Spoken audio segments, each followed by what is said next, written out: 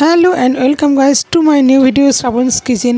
দেখুন আজকে একটা নতুন ধরনের রেসিপি নিয়ে আপনাদের হাতে প্রত্যেক দিনও নিত্য নতুন রেসিপি আপনাদের দেখাই বা দেখাবার চেষ্টা করি, কিন্তু আপনারা কোনো সহযোগিতা আমায় করেন না। এটাই আমার বিরাট দুঃখ, তাই আজকে জানাতে বাধ্য হলাম। তো যাই হোক, আমি সর্ষের তেল এটা 3 পালা মতন দিয়েছি। দিয়ে এবার সয়াবিন যেহেতু ভাজতে তো একটু তেল খাবেই, আর ভালো করে ভাজতে গেলে একটু তেল লাগে সয়াবিনে, সেই জন্য তেলটা দিয়েছি।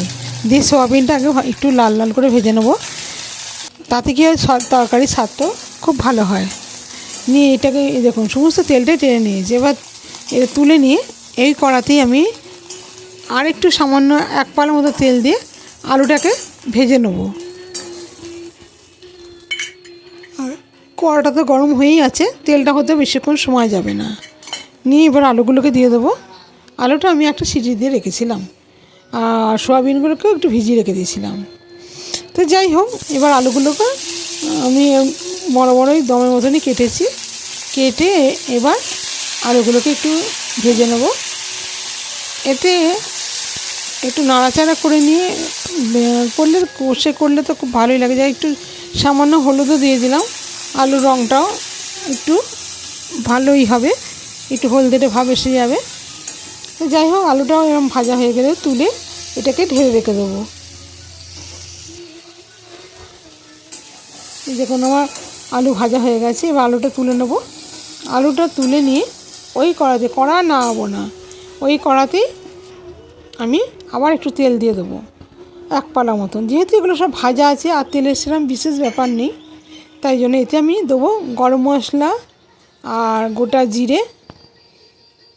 দেখুন গরম মশলাটাকে দিয়ে দিলাম, তারপর তেজপাতা দেবো। আর আগে ফোড়নটা হয়ে গেলে তারপর যে মশলাগুলো দেবো সেগুলো একে একে দেখাবো। এবার এই ফোড়নটা যখন হয়ে আসছে, দিয়ে এবার আমি ওগুলো তো আগে থাকতে ভাজাই আছে, নিয়ে শুধু এবার মশলা দিয়ে কষে চাপানোর সময়। তো যাই হোক, এতে একটু দিয়ে দিলাম আদা পেস্ট আর কাঁচা লঙ্কার পেস্ট। এবার টমেটো পিউরিটাও দিয়ে দিলাম।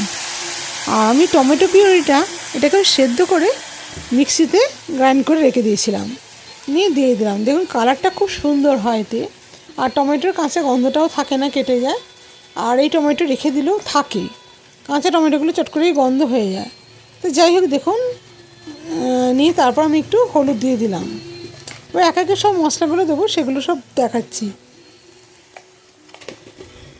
এর উপর নুন দিয়ে দিলাম। নুন দেওয়ার পর এবার এতে দিয়ে দেবো একটু সামান্য চিনি দিলাম, যেহেতু নিরামিষ রান্না সেহেতু একটু চিনি দিলাম। এবার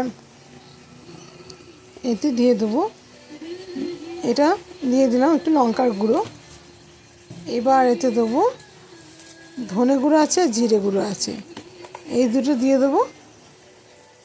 দিয়ে এই তো ধনে গুঁড়ো দিয়ে দিলাম 2 চামচ। আর এবার একটু জিরে গুঁড়োও দেবো। আর যেহেতু নিরামিষ রান্না সেহেতু সব কিছু মশলা ঠিকঠাক না হলে তরকারির স্বাদটাও ভালো হয় না। তা যাই হোক, আপনারা প্রথম থেকে শেষ অবধি দেখুন, স্কিপ করে চলে যাবেন না, তাহলে রান্নাটা বুঝতে পারবেন আমি কী পরিমাণে কতটা পরিমাণে কী দিচ্ছি। আর আপনারা দয়া করে ভিডিওটা দেখুন, আপনাদের কাছে রিকোয়েস্ট রইল।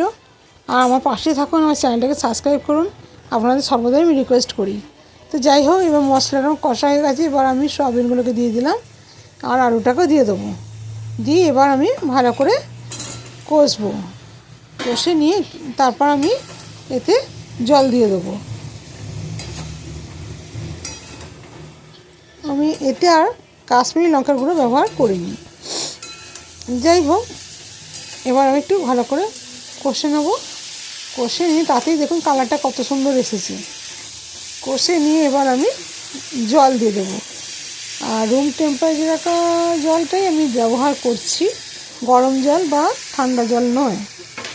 তা এবার জলটাও দিয়ে দিলাম, মশলা বাটি উঠে রেখেছিলাম সেই জলটা দিয়ে দিলাম। আরেকটু দেবো, এটা ফুটে সেদ্ধ হতে হবে তো আরেকটু, সেই জন্য আরেকটু পরিমাণ জল দেবো। আর তরকারিটা আমি একটু গামাখাই করবো একবারে, এরম তরকারি রুটি ভাত সবেতেই খাওয়া যায়। তো যাই হোক, আর সয়াবিন তো খাওয়া খুব উপকার, মানে প্রচুর প্রোটিন আছে। তো যাই হোক, এবার আমি এটাকে ফুটতে দেবো। আর এতে এখনও মানে দেবো, আমি ঢাকা দিয়ে মিনিট 10 পর আপনাদের দেখাবো কী করে। দেখুন প্রায় অনেকটাই জল কমে গেছে, আর খানিকটা এখনও ফুটবে। এতে আমি দিয়ে দেবো একটু কসুরি মেথি দিয়ে দিলাম, আর দেবো আমি এতে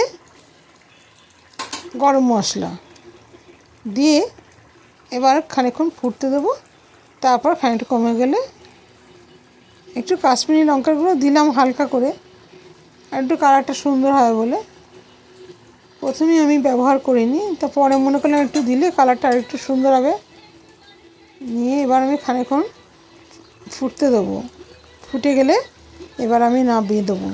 নিয়ে এটা আমি গরম গরমই পরিবেশন করব। দেখুন আমার হয়ে গেছে গামাকা গামাকা। এবার নামিয়ে আমি গরম গরম পরিবেশন করব। ভাতেতেও খাওয়া যাবে, রুটিতেও খাওয়া যাবে। তা আপনাদের এই রেসিপিটা কেমন লাগলো? আশা করি নিশ্চয়ই ভালো লাগবে। আর যদি আপনাদের ভালো লেগে থাকে তাহলে অবশ্যই আমার চ্যানেলটাকে সাবস্ক্রাইব করবেন, আমার পাশে থাকবেন, লাইক কমেন্ট করে জানাতে ভুলবেন না।